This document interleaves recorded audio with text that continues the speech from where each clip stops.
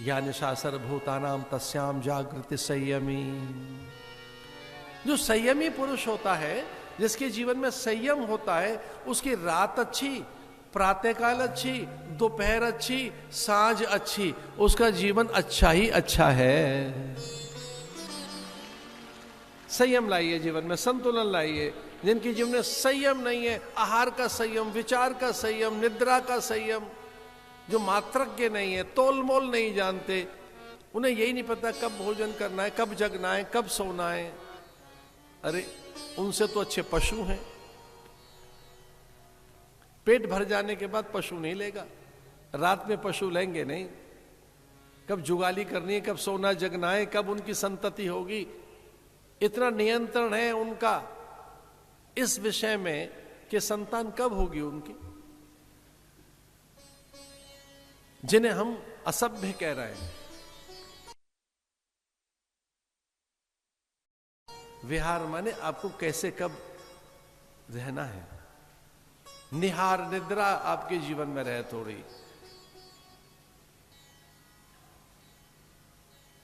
भोर के समय कुछ और संकेत होते हैं। द्वापर जाने को है, कलयुग आने को है। राजा परीक्षित ने जरासंध का मुकुट पहना और विचार बदल गए। तोशा खाने में, इसका अर्थ है कोषागार में संपदा बढ़ी। कलयुग का एक लक्षण पहले आया, संग्रह का, संचय का, भंडारण का। मेरा है, मेरा ही है ना, मेरे लिए है ना, खुद के लिए, केवल मेरे लिए, केवल मेरे लिए है और किसी के लिए नहीं है। कलयुग स्वार्थ लेकर आता है, अपने लिए। इतना सेल्फ सेंट्रिक है आदमी, इतना आत्म केंद्रित है, अपने आप में है, केवल स्वयं के साथ है और किसी के साथ नहीं। इतना स्वार्थ है कलयुग में। तो कलयुग आया तो साथ स्वार्थ लेकर आया।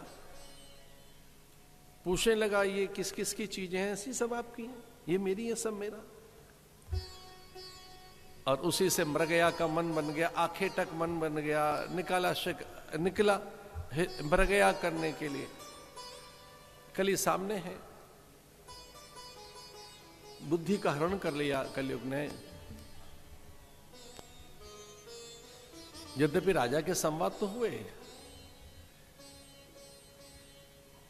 राजा को यह तो लगा कि ये कोई असभ्य है, अशिष्ट प्राणी है, ये कोई वैसा है जिससे प्रजा को कष्ट होगा, मैं इसका वध ही कर देता हूं। लेकिन हम समय को कहां जीत पाए हैं,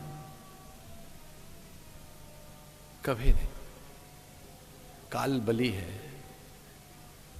जातस्य ध्रुवो मृत्यु, जिसने यहां शरीर लिया है वो मृत्यु के मुख में ही है। काल ब्याल मुख ग्रास त्रास, ये तो ऐसा ही है, हम उसके ग्रास बनकर बैठे।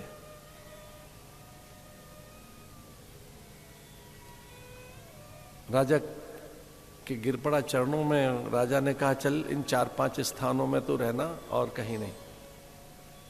द्यूतम पानम, दूत क्रीड़ा में, व्यसनों में, अनीति के स्वर्ण में।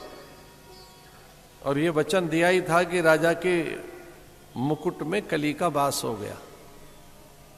विचार बदल गए, प्रकृति बदल गई, स्वभाव बदल गया। कभी कोई एक व्यक्ति, वस्तु, पदार्थ, कोई दृश्य, कोई घटना, किसी का संसर्ग हमारी पूरी मति को बदल देता है। किन्हीं का प्रभाव हमारे मस्तक पर रहता है, किन्हीं की संगति इतना अधिक हमें प्रभावित करती है कि वो हमारे विचार में आ जाते हैं, स्वप्नों में आ जाते हैं, वो हमारे स्वभाव का हिस्सा बन जाते हैं। वो कभी कभी पूरा ही हमारा चिंतन बन जाते हैं, कभी कभी पूरा चरित्र बन जाते हैं वो हमारा। कोई व्यक्ति हम में इतना छा जाता है कि वैसी भाषा बोलते हैं, वैसे ही हमारे संवाद, भंगिमाएं, चेष्टाएं, वैसी प्रतिक्रियाएं, वैसा ही आभास हमारा रहता है। कोई हम में इतना छा जाता है कि उसकी भाषा ही नहीं, उसका स्वभाव भी हम अपना लेते हैं। पूरा चिंतन चरित्र हमारा बदल जाता है। कोई चीज इतनी अधिक हमें प्रभावित करती है कभी कभी कि चाल और चरित्र दोनों बदल जाते हैं। चिंतन, चरित्र, प्रकृति। कलयुग पूरा छा गया राजा परीक्षित में।